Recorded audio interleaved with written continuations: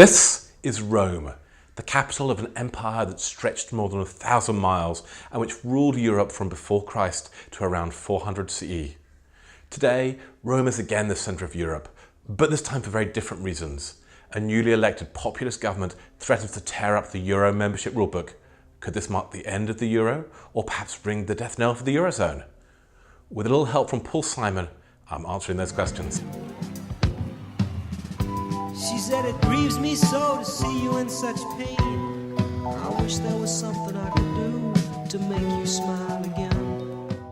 Italy is the home of pasta, Venice and economic stagnation. The last 2 decades have not been kind, and its people are not, it's fair to say, feeling groovy. But first, some background. Italy hasn't always struggled economically. Italy was a kind of European tiger economy in the 1970s and 80s. Its GDP surpassed the UK in 1986 and by 1993 was more than 10% bigger. This growth was driven by exports, and for much of the 80s, Italy was the 4th largest exporter in the world. But the 2000s have seen Italy fall back. GDP per capita is up just 37% at the start of the Euro, barely above the level of Greece. Mind you, Greece at least got to have a Euro boom before its bust. Italy just had the bust. Other metrics are equally poor. Employment growth has been weak, and the proportion of adults in work is one of the lowest in the developed world. Foreign direct investment is minimal. Add in problems with both poor EU migrants, largely from Romania, and illegal immigrants crossing the Med from North Africa, and little wonder Italians ask, "When I think of the path we're travelling on, I can't help it, I wonder what's gone wrong."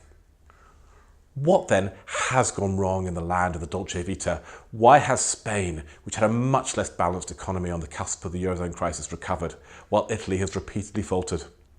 Well, like all great tragedies, it was the very things that made Italy great that led to its downfall. Let's start with demographics. Back in the mid-60s, the average Italian woman had almost 3 children, but then the birth rate began to fall, dropping to under 1.5 by the mid-80s. As China and Japan have shown, there's nothing quite like a falling birth rate to boost economic growth. Women spend less time child rearing and enter the workforce, while the cost of healthcare and education diminish with the number of children. As with Japan, this boost is now a drag. Fewer children in the past means fewer people are now entering the workforce, even as Italian life expectancy rises. Every year, the healthcare and pension bills of the Italian government grow, while, absent immigration, the number of people of working age paying taxes diminishes. That is not a happy combination. Secondly, the Italian economic model of the 1970s and 80s was based on currency devaluations. They did this as part of Bretton Woods, then under the EEC's snake, and later the EU's ERM. The Italian government borrowed to spend, resulting in monetary expansion and inflation. This drove the currency lower. This was fortunate because the rigidities in the Italian labour market were such that these devaluations helped keep the country competitive. Nothing is free, of course, and this model was supported by high Italian household savings rates that kept borrowing costs for the government and corporates low. Italian savers, in other words, were the ones who paid for economic growth through low real returns. And this made the savers grumpy, of course. While their cousins in Germany never saw their bank accounts eroded by inflation, it was a constant issue for those in Italy. Joining the euro, which promised low inflation, was incredibly popular amongst Italians. For the first time, the government wouldn't be able to pick your pocket by the miracle of debasement. The only problem, and it was a big one, was that the Italian economic model didn't work in the euro. Constrained by the Growth and Stability Pact, the government could no longer run big budget deficits. And devaluations weren't possible either, so there was no counterbalance to Italy's inflexible labour market. Now, not all Italy's problems are euro-related. Other countries like Spain and Portugal have loosened up their labour markets and changed their economic models to deal with a fixed exchange rate. However, there can be no doubt that membership of the euro has done little for the Italian economy.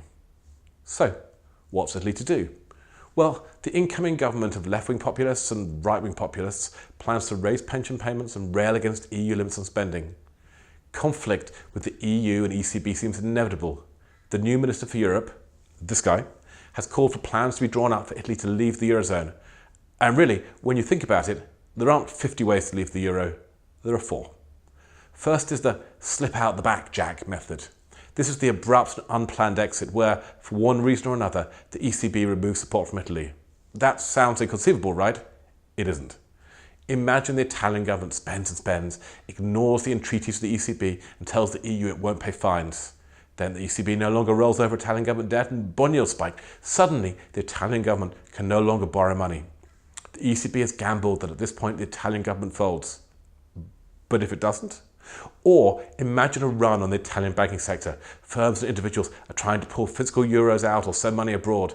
Italian banks would have insufficient cash on hand to satisfy exodus and would have to go to the Banca d'Italia, who would also have 2 for euros and who would need to go to the ECB and borrow through Target 2. The ECB has 2 conflicting requirements at this point. It's supposed to maintain the integrity of the Eurozone, send them the cash, but it also has an obligation to those countries whose money it is sending. If the Italian government did not appear serious about stopping capital flight, then I have little doubt the ECB would, with reluctance, say nein, non and no, probably with a few expletives thrown in. Cut off from Target 2, the Italian government would have the choice between the destruction of their entire banking sector or to leave the Eurozone. A sudden, unplanned exit would be horrendous. The legislation to change liabilities from euros to a new currency wouldn't exist, nor would new notes and coins. Banks and payment systems would have to remain closed for a considerable period. Italian economic activity would grind to a halt, the country would be without a currency and without any ability to fund itself. How would it even import food? So let's move on to the don't need to be coy Roy method, where the Italian government moves nice and slow. In this circumstance, there'd be the announcement that, as of a certain date, Italy would move from the euro to the legendary Italian Renaissance asset, or lira for short. This gives time to draft legislation for companies to move their accounting systems for notes to be printed and for everyone to be ready. It also means, of course, that the Italian government will need to tell people how many lira you get for each euro. For simplicity's sake, we'll say 1. This will, of course, result in the immediate existence of a grey market in the euro-lira exchange rate. And it's reasonable to assume that a lira will be worth at least 25% less than a euro. When a government has the specific goal of currency devaluation, then the market will move in anticipation.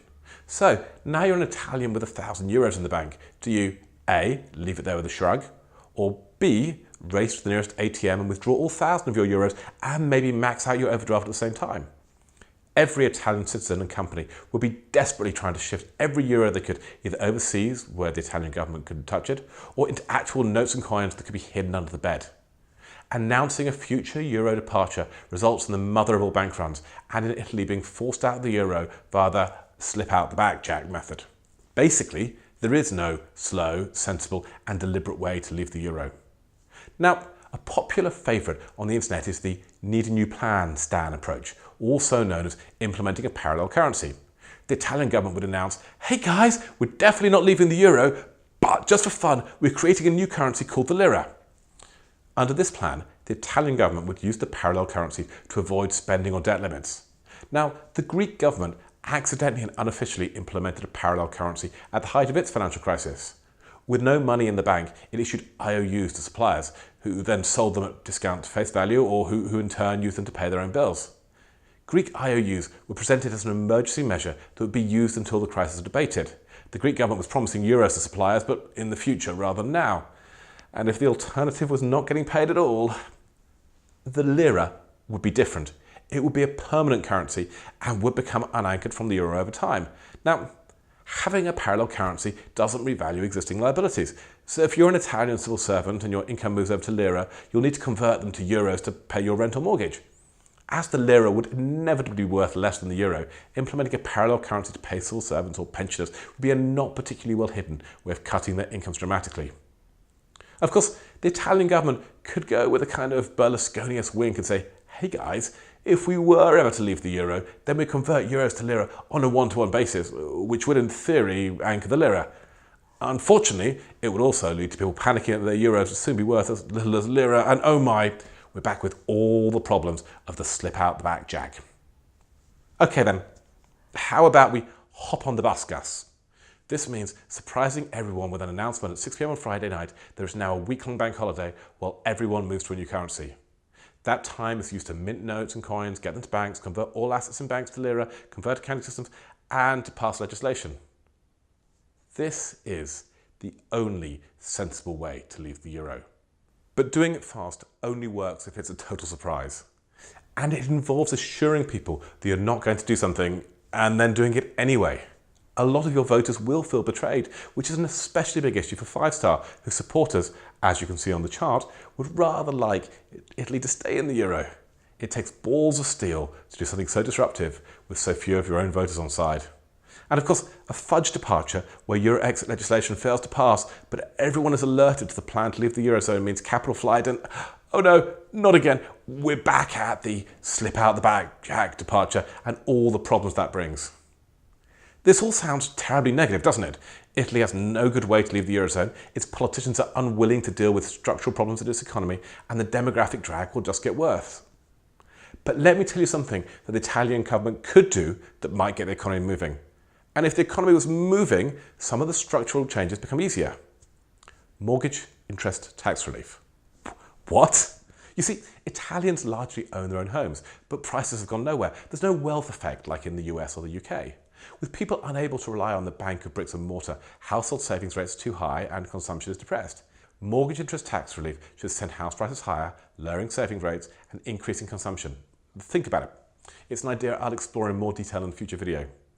Now, this video has ended up being rather longer than I planned, and I still didn't manage to talk about everything. Next week, I'm going back to my British roots and we'll be talking about the UK economy. Thanks for watching.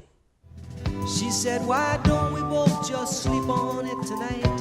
And I believe in the morning you'll begin to see the light. And then she kissed me and I realized she probably was right. There must be 50 ways to leave your lover.